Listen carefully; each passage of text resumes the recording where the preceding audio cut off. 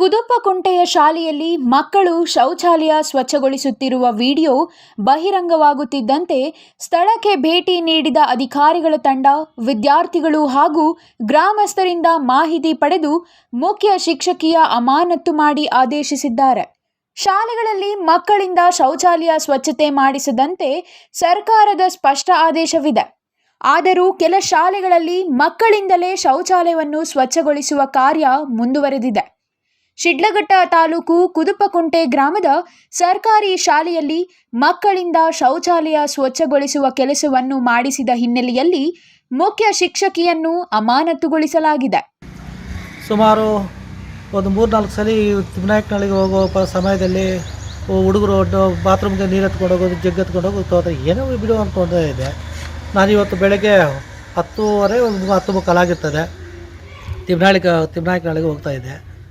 ಟಪ ಟಪ ಟಪ ಶಬ್ದ ಬಂತು. ಏನಿದು ಶಬ್ದ ಅಂತ ನಿಲ್ಲಿಸ್ಬಿಟ್ಟು ಅಲ್ಲಿ ಗಿಡ ಹತ್ರ ನಿಲ್ಲಿಸ್ಬಿಟ್ಟು ನಾನು ಏನು ಅಂತ ನೋಡಿದಾಗ ಹುಡುಗಿ ಸ್ಕೂಲ್ ಮಕ್ಕಳು ಅಲ್ಲಿ ಒಳಗಡೆ ಹೋಗಿ ಕ್ಲೀನ್ ಮಾಡ್ತಾಯಿದ್ರು. ಏನಮ್ಮ ಇದು ಅಂದರೆ ಮಾತಾಡಿಲ್ಲ ಹುಡುಗಿ, ತಲೆ ಬೊಗ್ಸ್ಬಿಟ್ಲು, ತಮ ಬೊಗ್ಸ್ಬಿಟ್ಲು. ಸರಿ ಅಂತ ಹೇಳಿಬಿಟ್ಟು ನಾನು ಸಂಬಂಧಪಟ್ಟ ಇಲಾಖೆಯವ್ರ ಗಮನಕ್ಕೆ ತರೋಣ ಅಂತ ಅಷ್ಟೇ ಫಸ್ಟ್ ಮೀಡಿಯಾವ್ರಿಗೆ ಹೇಳಿಬಿಟ್ಟು ಆಮೇಲೆ ಮೇಲಲ್ಲಿ ಹಾಕ್ಬಿಟ್ಟು ಆಮೇಲೆ ನಾಳೆ ರಿಜಿಸ್ಟರ್ ಪೋಸ್ಟ್ ಮಾಡೋಣ ಅಂತೇಳಿ ಅದು ಕಂಪ್ಲೇಂಟ್ ಮಾಡೋಣ ಅಂತ ಹೇಳಿದ್ದೀನಿ ಸರ್. ಕುದುಪಕುಂಟೆಯ ಸರ್ಕಾರಿ ಹಿರಿಯ ಪ್ರಾಥಮಿಕ ಶಾಲೆಯ ಶೌಚಾಲಯವನ್ನು 2 ಹೆಣ್ಣು ಮಕ್ಕಳು ಸ್ವಚ್ಛಗೊಳಿಸುವುದನ್ನು ಗ್ರಾಮದ ಸಾರ್ವಜನಿಕರು ವಿಡಿಯೋ ಮಾಡಿ ಹರಿಯಬಿಟ್ಟಿದ್ದಾರೆ. ಅದು ಅಧಿಕಾರಿಗಳಿಗೆ ಮುಟ್ಟಿದ್ದು ಸಾಮಾಜಿಕ ಜಾಲತಾಣಗಳಲ್ಲಿ ಹರಿದಾಡಿದೆ. ತಕ್ಷಣವೇ ಶಿಡ್ಲಘಟ್ಟ ತಾಲೂಕು ಪಂಚಾಯಿತಿ ಸಿಇಒ ಮುನಿರಾಜು, ಬಿಇಒ ನರೇಂದ್ರ ಕುಮಾರ್, ಸಮಾಜ ಕಲ್ಯಾಣಾಧಿಕಾರಿ ಜಗದೀಶ್ ಶಾಲೆಗೆ ಭೇಟಿ ನೀಡಿ ಪರಿಶೀಲಿಸಿದರು.